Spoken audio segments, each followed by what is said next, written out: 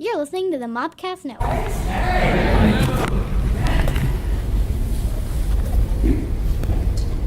Happy Sunday.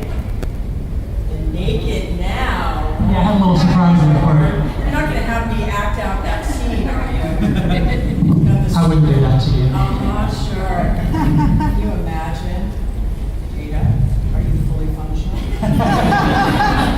See, she's professional. She has it memorized. She doesn't need it. Let's see this. Hey, wait, now that we've got this, let's have a look at this scene. I haven't looked at this in 30 years. I did find the scene in there just before we. I'm sure you did. Why is that not surprising? Where's this? What page are we on? It was fairly far back in it, actually. Really? I didn't. Oh, I opened right to it. I opened right to it. Oh, let's see. Okay. Her hair is provocatively arranged. Her makeup is especially dramatic and attractive. And she wears a pale blue diaphanous Tice creation. You can say that again. That promises revelations that will get us thrown off the air. Her voice quality is changed to sultry, like a Louisiana summer night.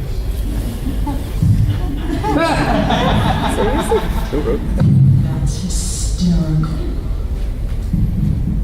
You wanted me? Tasha moves languidly toward Data, almost floating.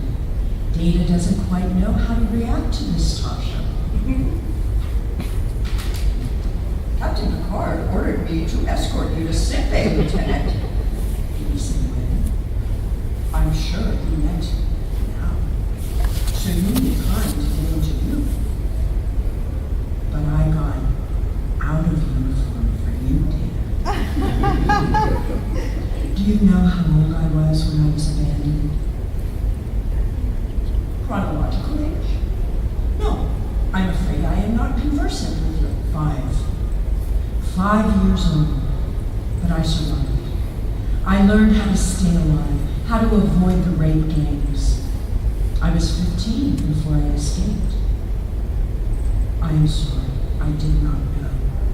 And what I want now is gentleness and joy and love.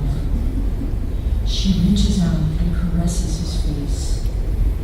Data shifts his weight, not sure what to do. From you, Data. You are fully functional, aren't you? Of course, but how fully? In every way, of course. I have been programmed in multiple techniques, a broad variety of pleasuring. You jewel! That's exactly what I hoped. Door closes.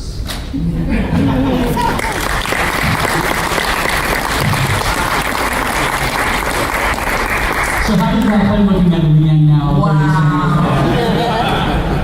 Wow, that was a bit risque, right?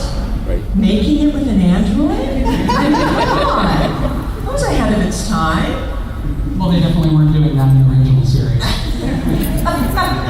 No, it took 25 years for them to cross that line. I guess I do have the dubious distinction of making it with a droid. As I always say, every girl should have one, though. 3 speeds. Well, it wasn't my intention to start with that, but that was a great way to start the video. I am so glad you had that. Now, literally, I have not looked at that in over 30 years, so I love the description, though, as sultry as a Louisiana night. I don't remember. See, that's the parts that I don't remember. Yeah, descriptive, kind of parts, the writing. Well, what originally got you interested in acting? What made you take that as a career? Wow. I had a kind of, my grandfather was Bing Crosby, though I didn't have any kind of relationship with him, so it was more in just name alone.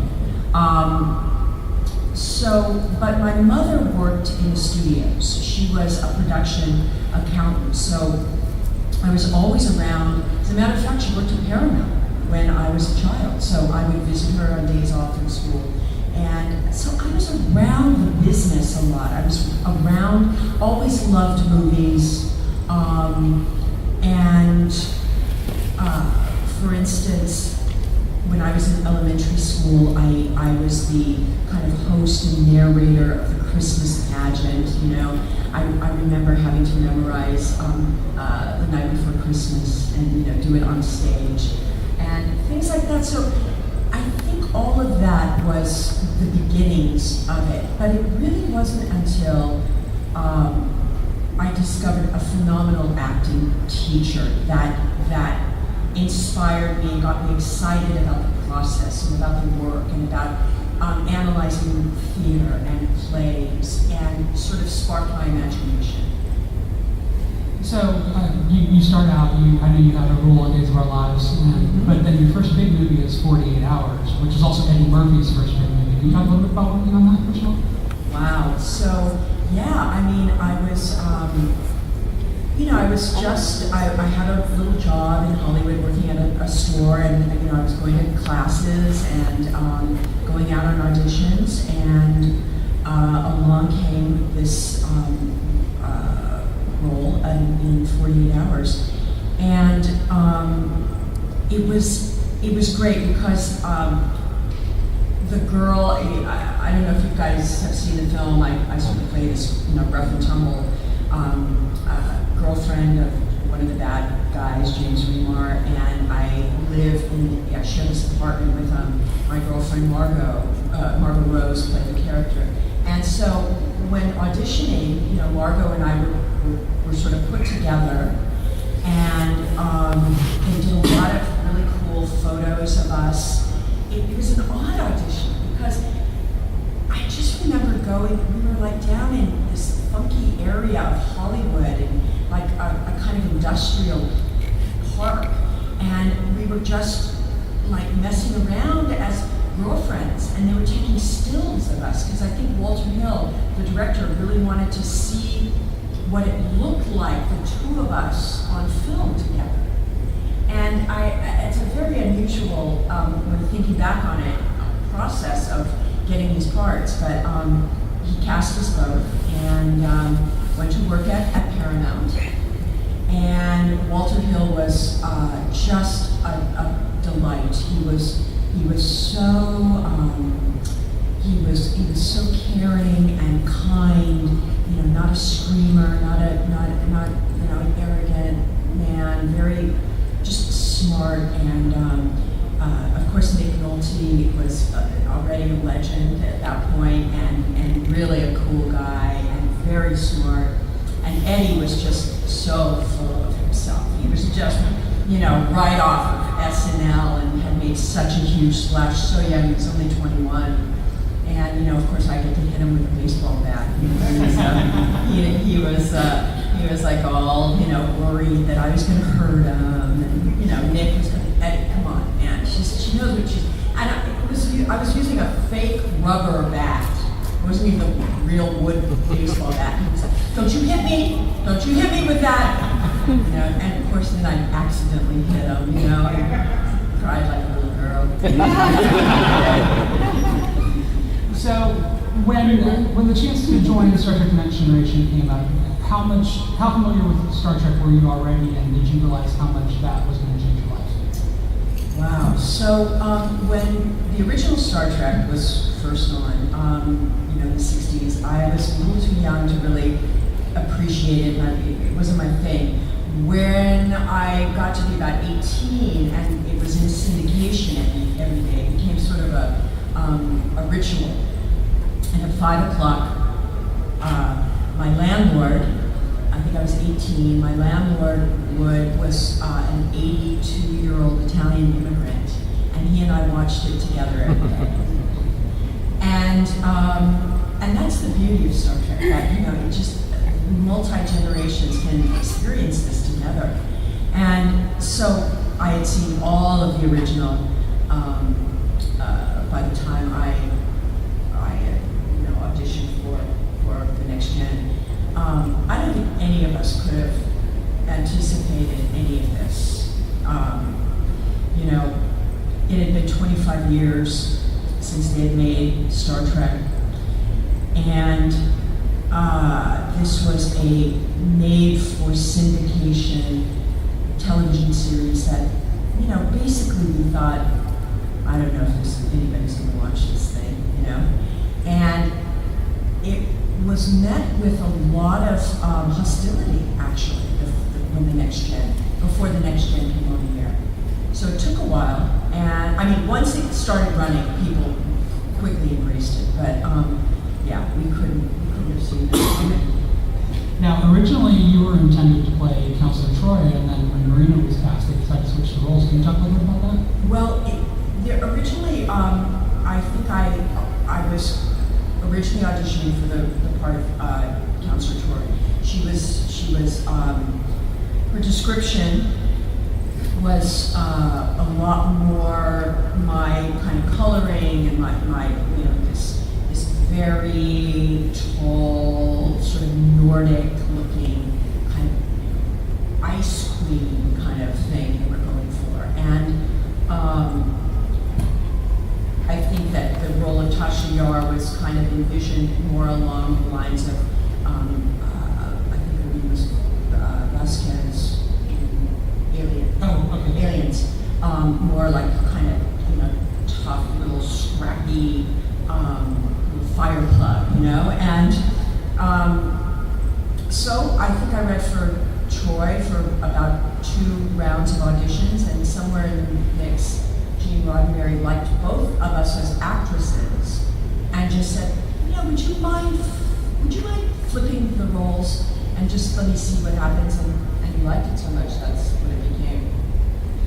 So you come in, you're in the first year of the series, and you decide that it's not working out for you, and you get written out of the show.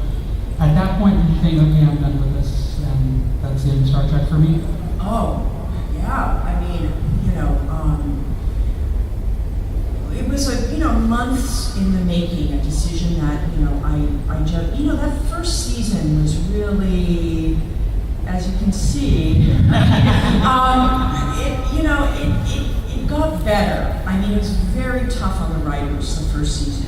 They were really going through writers, having trouble finding writers, what was the show, and had a lot of cast members. And I really thought that the show was going to have multiple storylines, and we were all going to be part of this. And Gene really wanted to keep with a sort of established formula that he had done in the original series. So I had to make a decision. So many episodes were going by, and I was just simply on the bridge going, aye, aye, Captain. And I thought, oh my God, 6 years of this, I'm going to die. And, made the decision to leave. And Gene didn't want me to go, but he understood the frustration. And he said, I'd like to kill the character. I've never done it before, and I think it would be really shocking to the audience. And so when the character of Tasha Yar dies, I didn't ever think that could ever, come back. And I was absolutely stunned when I got the call from yesterday's Enterprise, and it was so well done. And since it's become my favorite episode. And then that opened the door for Sela to happen. So, what a surprise all around. You're one of the few major Star Trek actors to have multiple roles, too. Yeah, I think so, yeah. So yesterday's Enterprise, the Genesis, was them calling you and saying, hey, we'd love you to come back for this. Yes, yeah.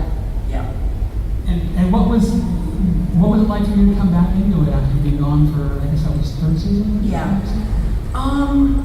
It was really, it was exciting on so many ways, because it was just such a great surprise. I didn't see that coming. It was redeeming in a certain way because, so many of the fans were so disappointed in the way that Tasha was handled and her death. And I know that Gene, what his intentions were, that they were, it was supposed to be so unprovoked that it would be just horrific. That, here's this character that would done nothing and, would be killed that way so randomly. But I think it was anticlimactic, in its storytelling. So I got to address that in yesterday's Enterprise. And then Christopher McDonald, who played Lieutenant Castillo in it, he and I just hit it off so much so that it was just a great delight to work with him and to, have this other side of Tasha be illustrated, this romantic side, the notion that she would find love in her life. And he and I, we laughed so hard making this episode that we almost had to be separated. If we were in the same scene, all I could say to him was, do not look at me. Don't look at me. I couldn't look him in the eyes because I would start to laugh and break up the scene. It was ridiculous. So, what's more fun, being the hero as Tasha or being the villain as Sela? Oh my gosh. What a gift for an actor to be able to play a mother and a daughter. I mean, I don't know anyone else that can really say that, They're both such layered, deep, characters that are so meaningful to me. I hope Sela is still there's still some stuff to do with her. I hope, now that Patrick's going to do this new series, and maybe there's we might revisit her. Certainly on Star Trek Online, I was able to again have these incredible storyline for Sela, and she's now the Empress of Romulus at this point. Of course the planet's blown up and she's trying to get her people back together, but there's a lot more to explore with her, so hopefully. Well, I'm sure we can sit and talk Star Trek all day, and I'm sure we'll get some questions from the audience involved Star Trek, but you have such a varied and great career that I want to make sure we don't just focus the entire panel on Star Trek. First of all, I think one of the things that people will remember you most for is Pet Semetary, which actually getting ready to have a remake come out. First of all, how do you feel about seeing a remake come out? Well, they've been, this is what Hollywood does, they do remakes. It's financially sound for them to do. They own the film already, so, they just, go back and revisit it. There have been rumors of a Pet Semetary remake for a long time. I always remain, positive and hopeful. I only wish them the best. I just don't know how you would ever top Fred Gwynne's performance as Judd Crandall. I mean, I just, I don't know. What's the point, really? But, we'll give it a go. And I've seen a little bit of the trailer, and there's some interest. There's some shots that are exactly shot the same shots we have in our version, and but hopefully there'll be some surprises. So we'll see. It's one of the only horror films of that era that was directed by a woman. What did you like about working with a female director on that? There you go. That's a great talk about it. I mean, Mary Lambert, who directed Pet Semetary, was really ahead of her time. I mean, she came out in the music video world. She directed all of Madonna's early first videos, and caused quite a stir with some of them. And she was lucky enough to. There weren't. I couldn't name any real studio film director, female. You could barely name any now, let alone back then. So she was extraordinary. She and I had worked together on a number of things, music videos we've done together. She directed me in music video in a Tom Tom Club music video and actually Mick Jagger music video. So we had, and we became really good friends and are to this day. So for us, it was a delight to work together on this feature. I want to hit you with a little bit of a rapid fire. You have a number of recurring roles in some iconic science fiction series besides Star Trek. So I just want to get like quick hit memories of working on them. Let's start with Lois and Clark. Oh, we were just talking about that with Kevin Sorbo. Great. A fun, quirky tone to it. Just delightful. We actually have one of Dean's costumes from Lois and Clark on display at our movies. Oh, very cool. Very cool. Let's talk about the X-Files. Oh, wow. Yeah, just cool. Chris Carter, so smart, so cool. Loved doing it. And was hoping that was going to go more, but when the series ended. You were on what I thought was one of the best episodes of the original 1990 Flash TV series, the Nightshade episode. Oh, the Flash. It was, God, I just remember poor John Wesley Shipp having to wear that suit. He was dying. He was, oh my God, I think finally they worked it out. I don't think that they have so much trouble now, but, again, really fun. The new series seems to really like bringing back the actors that appeared in the original series. Is there any possibility we might see I that? hope so. I should, inquire about that. Yeah, I should ask my agent about that one. That'd be fun. Let's bring it up a little more current. Let's talk about The Walking Dead. Ooh. Ooh. Yeah, The Walking Dead was quite a trip.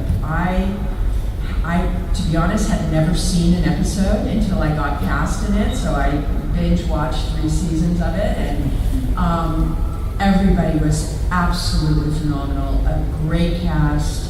It starts with Andrew Lincoln, who's just such a love, such a kind love, and they're all terrific. It was just a delight to do. And you have the distinction of being Dexter's first victim. How do you feel about that? Maybe the creepiest thing I've ever done, for sure. To be cellophane wrapped onto a dining room table with, Michael C. Hall's face right here, stabbing me to death was really weird, really creepy. That entire house was saran wrapped, and I thought, what have I gotten myself into? No, this has gone too far. These people are weird. It was disturbing. I got to tell you. Usually, you die. Like even on The Walking Dead, Carol shoots me, and she opens the door, and the zombies come in. And to be honest, I started laughing. The zombies are like, and they come down, and they're like, and I said, oh God, please don't make that sound. It sounds like hamsters. And they're like, and you're laughing. I was laughing. And, Greg Nicotero was directing and said, Denise, they're eating you, don't laugh, scream. And I said, but they're going, and that was not scary at all. But when I walked down to the set of Dexter, it wasn't a set, it was, a house on location. And the art department had completely covered the entire living room and dining room of this woman's house in saran wrap. And they said, so you've got to be naked on the dining room table wrapped up in saran wrap. I'm like, what? What? Well, you're not really naked. We'll give you this little thing to put on that's flesh colored, and it'll look like you're naked once we wrap you in the saran wrap. Are you going to be okay to lay there and not move? No, I guess. So I laid on this dining room table, with saran wrap, and I'm not kidding you. Michael C. Hall is really a good actor. Like he looks like he's really going to kill me, and he's got this like fake knife, and it just goes, boom, right down my chest. Oh God, it was not. I just kept saying in my head, okay, can do this, it'll be over soon. It was really creepy. I promise I did not plan this panel to only be centered around things that put you in uncomfortable situations. My deaths, all my deaths. I said, why do you always die? Why do you always go? I said, it's prolonging my real natural life, trust me. Well, what do you like about working on Green Domino? Oh, well, what an extraordinary cast. And, it was just such a joy to work with, Elliot Gould and John Boyd. I mean, these are the guys that made movies that made me want to become an actor, when I was growing up. Just legendary films, and they're so good. Ann Bitterman, who created Ray Donovan, she also, that was the second series I've done with her. She created a show called Southland. That was on a great cop show, and I got to do a recurring role in that. So this was the second time we were working together, and she just, again, a female writing some of the hardest, badass, stuff on TV. And she just isn't afraid to go there, and so I just saw her, and she's got a new idea that she's pitching, a limited series, and she said, I've got to keep you employed because you're my good luck charm. So I said, your lips to God's ears. Well, I would love to open up the floor to questions. If you guys would like to take the microphone to ask the questions so everybody can hear, that'd be wonderful. And while folks are lining up, you mentioned Southland. Talk a little bit about working on that show. Oh, God. So Southland was just a really amazing show on every level. John Wells, who created VR, was the executive producer, and I remember, so usually when you're filming, you go to oftentimes the director already has it mapped out, the scene, so he goes, you'll be standing over there, and then on this line, walk over there, put the thing down, and then, come back, and so this is, because they're blocking the camera already. This, however, you get to the set, and they said, okay, show us what you're going to do. You want me to show you? Oh yeah, well, and don't worry, we'll find you. So that's how it really should be, but it's never really that way.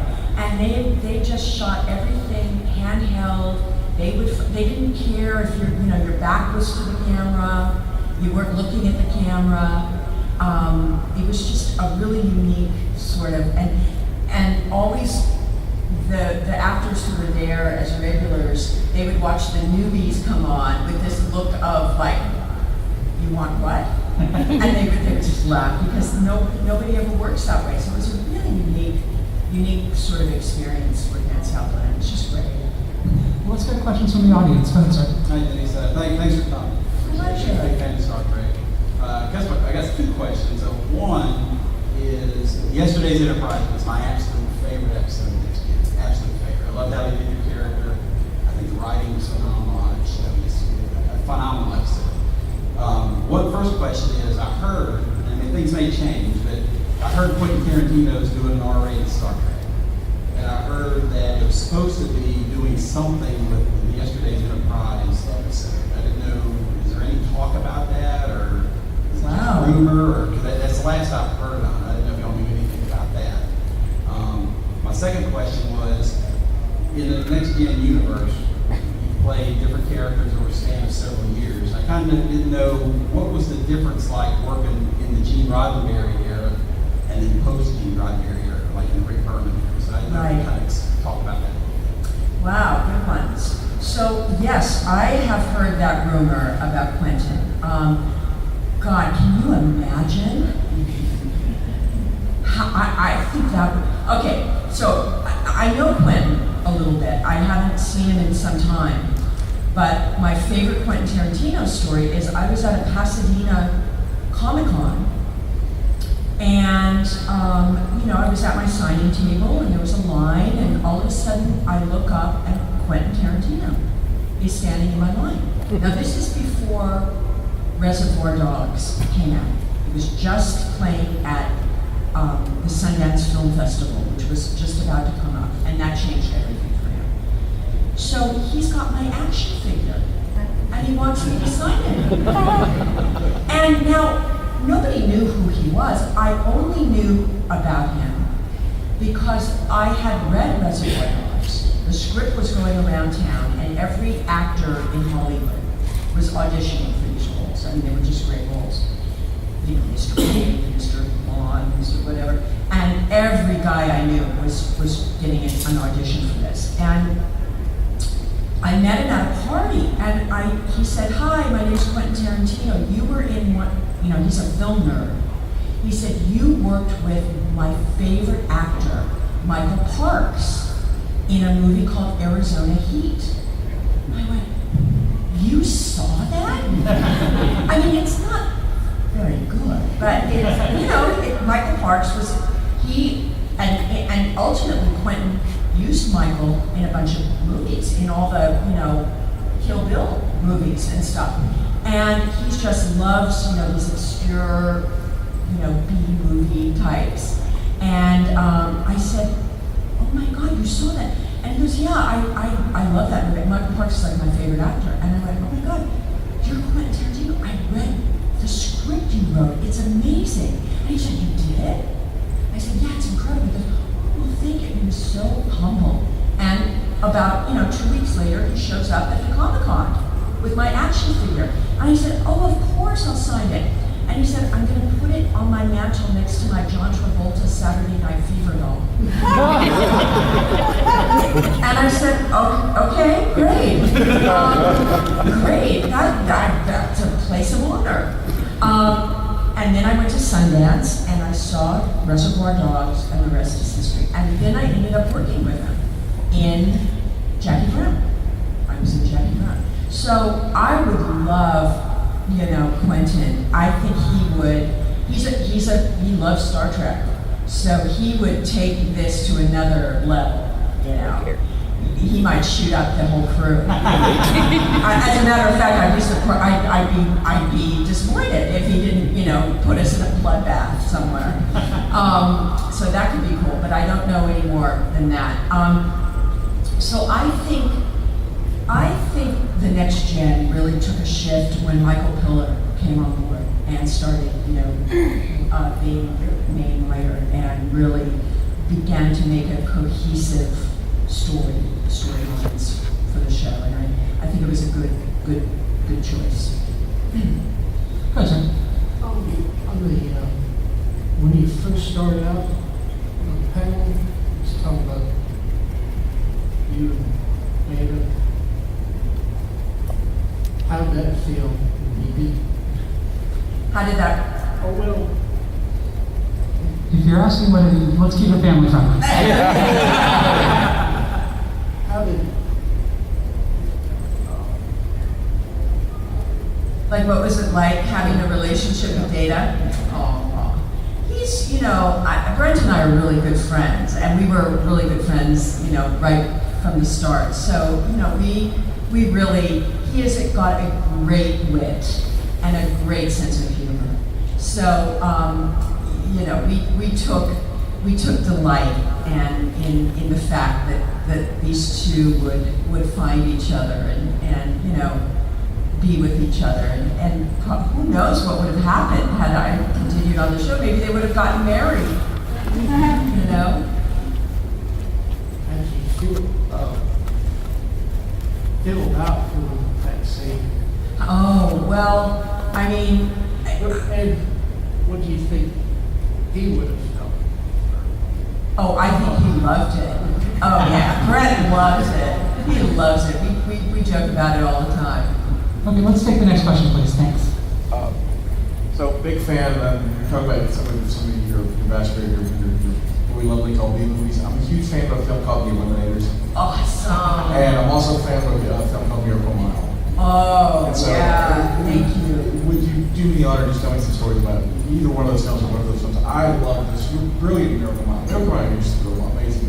Oh, honey, oh, thank you so much. Well, Miracle Mile was such a special film to do. The script was considered one of the best unproduced films at that point. It had come out, AFI, the American Film Institute, would have an annual magazine.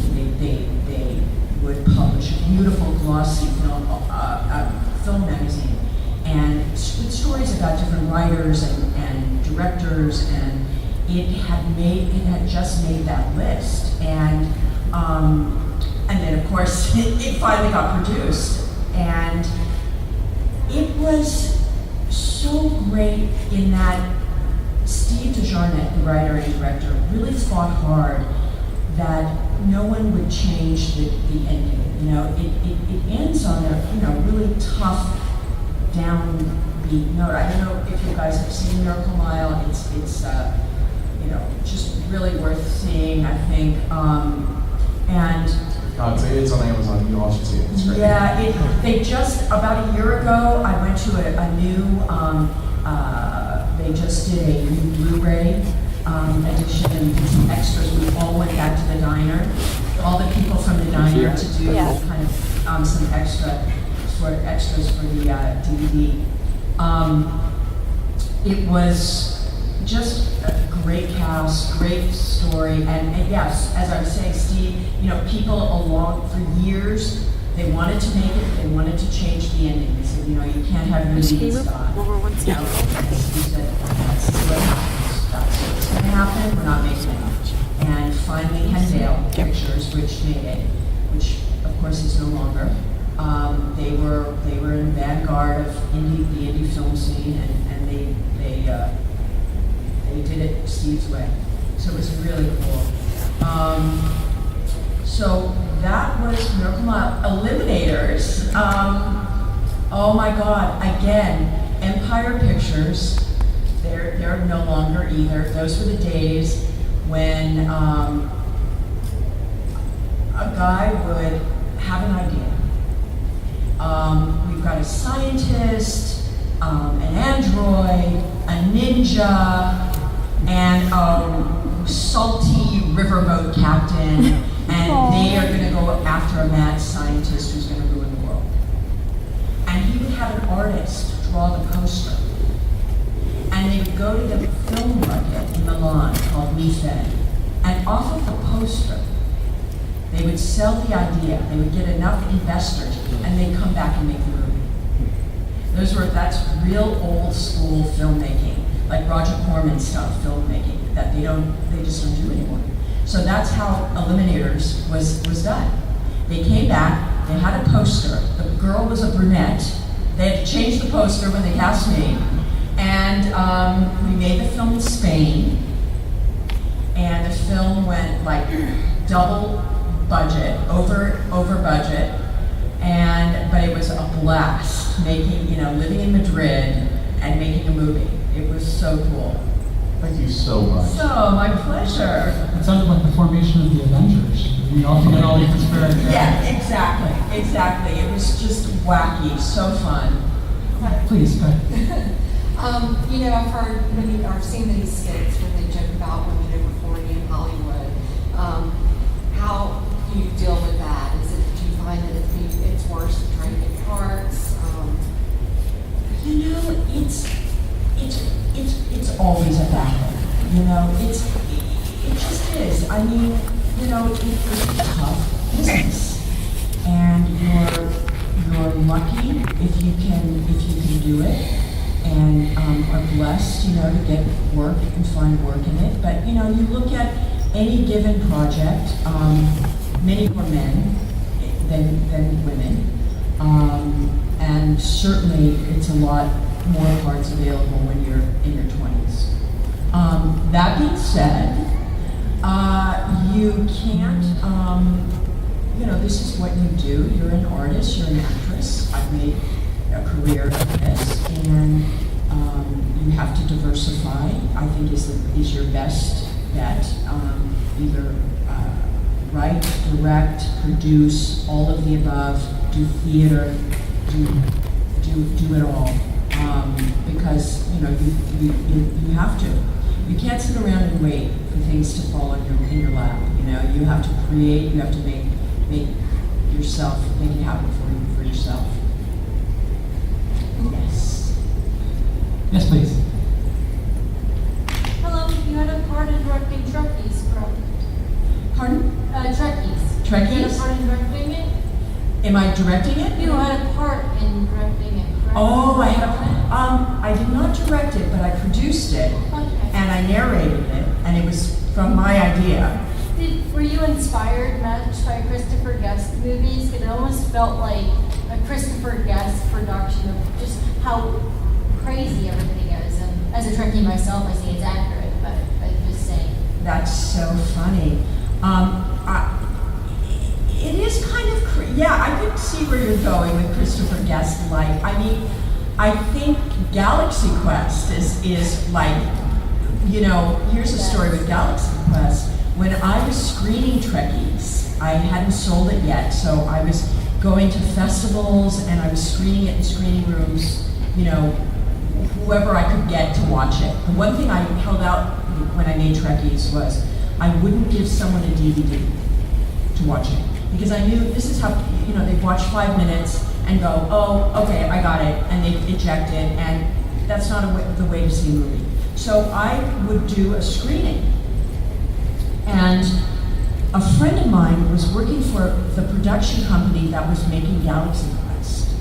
So she asked if the writers could come to a screening of Trekkies, because they had never been to a convention.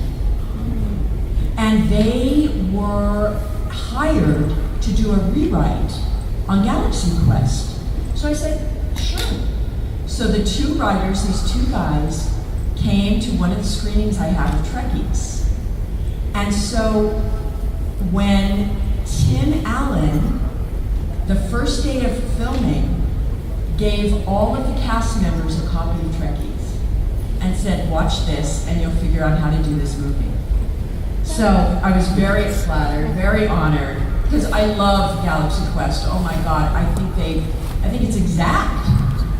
And Justin Long plays, you know, that young kid and that's like my kid Gabriel in Trekkies. I think it was sort of an homage to him. Thank you. That's so true. Galaxy Quest is the best Star Trek movie. One of the best Star Trek movies. Besides Trekkies.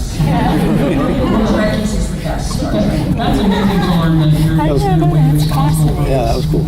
loving homage to Star Trek.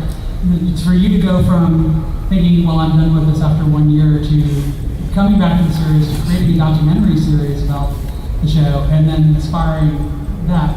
Could you ever imagine that? No, I mean, that's why you just, no doors should be closed, you know? And one thing I've learned is never say never. You know, I mean, I died, okay? End of story. Not. It just keeps going. And I mean, I'm sitting here now, I don't know where this is going. I could, you know, get a call next week, and, you know, I'm back in my Romulan suit, for all I know, you know? Or, I mean, anything can happen. Actually, I want to try, I have an idea for a third Trekkies. My third and final part of the trilogy. And we have a master plan how we're going to go about, you know, doing it. And I had to wait till 2019 because the rights to the film fall back to me. So I needed that leverage. See? I need the leverage to go back to Paramount and say, I think you guys should renew your rights to this, you know, it's part of your franchise, your biggest franchise. You don't want to, you know, I almost sold Trekkies to Universal. And I literally had on a conference call, my lawyer, Universal, and Paramount. Universal was meeting all my demands, even though I had offered it to Paramount first, and they were just not taking up on anything. But Universal, what I found out, was angry with Paramount. So they wanted to get anything that Paramount had to just stick it to them. You know? But eventually, you know, Paramount was the right choice to do. You know, you want to keep, that's their baby. So hopefully, part of my deal for them to have Trekkies, they will allow me to make a third documentary. So that's the master plan right now. Well, there's no better way to end the discussion of Star Trek than looking forward to the future. So everyone, please, a big round of applause for Denise Crosby.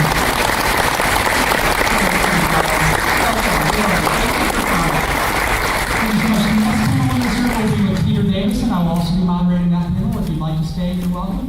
Otherwise, enjoy the convention. Thank you for listening to the Mobcast Network.